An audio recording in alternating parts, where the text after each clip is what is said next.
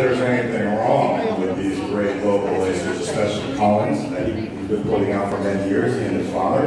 I think most of the people in this room who are food service professionals, I know Armand knows Collins Mixes very well, but a lot of other chefs know local oysters, and we are featuring them today. But there's been a dearth of availability of international oysters in the market. So we really want to be the tail that wags the dog in this market, right? We want to be that small entity that really influences and brings awareness of how great all these amazing varietals of oysters are from around the world.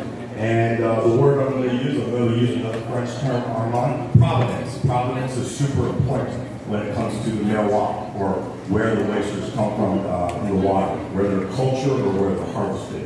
So just like wines, just like coffee, where they come from, their provenance is a massive impact on the quality, flavor profile, etc. So that's what we're going to kind of talk about today. First, obviously the wheel speaks for itself. You look at taste, texture, and finish. But one thing that I'm going to ask everyone to also kind of tune in on is, as part of the taste, you really kind of include brininess, what kind of salt level there is, because every oyster has different levels of saltiness, okay? And that will affect your experience with that particular oyster. So look for brininess, and then you move to taste after that. You start with the salty brininess, and then does it shift left to sour and sweet, or is it more to the right, bitter and umami? And then you move down to the texture of the oyster. A lot of the flatter oysters will be less springy, maybe a little bit softer on the palate. And I think everyone agrees that texture is maybe not paramount, but supremely important to the overall enjoyment of anything that you put in your mouth and enjoy to eat. And then finally, just like every great wine, every great coffee, every great chocolate, every oyster will have its own unique finish, okay? And there are the little things that you can look at. Is it more minerally? Is it kind of, irony tasting? Or does it kind of end fruity? Does it end a little sour? Does it have like a vegetable kind of finish? Look for all those kinds of notes, all right? And that, my friends, is why different varietals of oysters are so fun. Because you can, in your mouth, you can take a flight around the world, okay? And experience all the different origins, provenances, and varietals. So that's what we're trying to promote here. I think we're going to do it. Okay? So we're going to move to the oyster tasting real soon. And yeah. Great. Thanks, Ken. That's very interesting, educational. So let's move to the first oyster, which is from Colin. Correct. And Colin. Maybe Colin wants to tell us why we start already. So I think we can begin. So hello, thank you everyone for being here tonight. Thank you SCI Christian and Zach for having us here. We're very proud and glad to be here at this event, showing off our local oysters. So our oysters come from our farms in Aklan, in that area and region, where we actually do artisanal methods. But the difference is we actually do process these oysters without using any chemicals.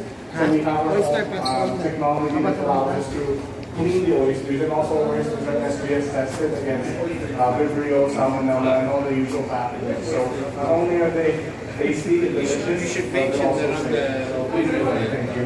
Trophy.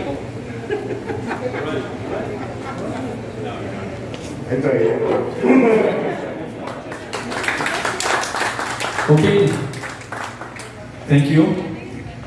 So Kiko, we can start now. So you can see the oyster profile there. Okay, this is the Crystal Bay Aklan oyster. These obviously are maricultured, and then Colin brings them to Manila and uses his outstanding depuration process, which means that they're filtered and also treated with UV light to get rid of a lot of the unwanted pathogens that sometimes accompany all these local oysters, or any oyster for that matter. So just bear with us. We are bringing out some dump buckets and some little napkins for people to come on up and try these oysters with. Okay? Okay. And when you're doing an oyster tasting, let me give you a tip. You want to eat these oysters naked. And what I mean by that is, if you eat it without any accompanying sauces or outside flavors, and you chew at least 4 to 5 times, give those a nice little knock, and you'll start releasing the flavor profile of the oyster, and you'll really be able to understand what these oysters taste like. So we have provided lemons and Tabasco sauce, but I would encourage you to just try the oysters as is in their natural state to really get an understanding of what they really taste like. Okay?